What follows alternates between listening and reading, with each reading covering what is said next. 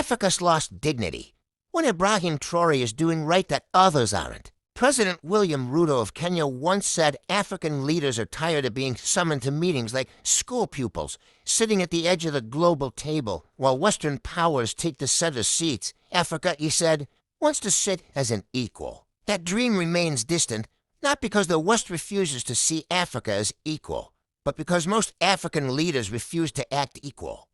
Out of 54 countries, only one leader truly embodies the spirit of dignity, courage, and service, Captain Ibrahim Traore of Burkina Faso. He has shown that leadership is not about wealth or Western approval, but about serving one's people with integrity and vision. A few others are beginning to follow this example, but for Africa to regain its lost dignity, leaders must embrace four essential principles. 1. Be corruption-free. Corruption is Africa's greatest curse. It destroys hope, fuels poverty, and drives young people to flee their homeland. A leader enslaved by greed can never earn respect at home or abroad. Ibrahim Traore has shown that leadership without theft is possible, that service without self-interest brings true honor. 2. Embrace technology. No nation moves forward by depending on others' inventions. Africa must stop being a consumer of ideas and become a creator. From agriculture to energy, innovation is the engine of power. Leaders like Traore recognize that technology is not a luxury.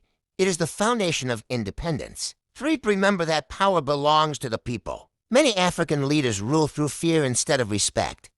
They forget that authority is borrowed from the people.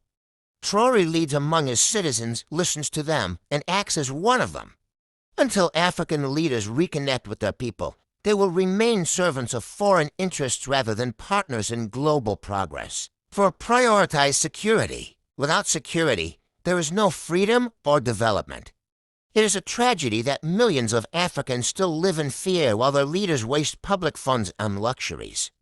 Protecting citizens should be the first duty of leadership, not an afterthought. If Africa can uphold these four pillars, honesty, innovation, people-centered governance, and national security, no one will need to summon its leaders again. They will walk to the global table as equals, not beggars. The question is whether Africa's leaders will learn or whether history will keep repeating itself while the few brave ones, like Ibrahim Traore, carry the burden alone. One truth stands firm. Africa's rebirth will not come from cowards or thieves, but from visionary leaders who understand that the strength of a continent begins with the integrity of its leaders.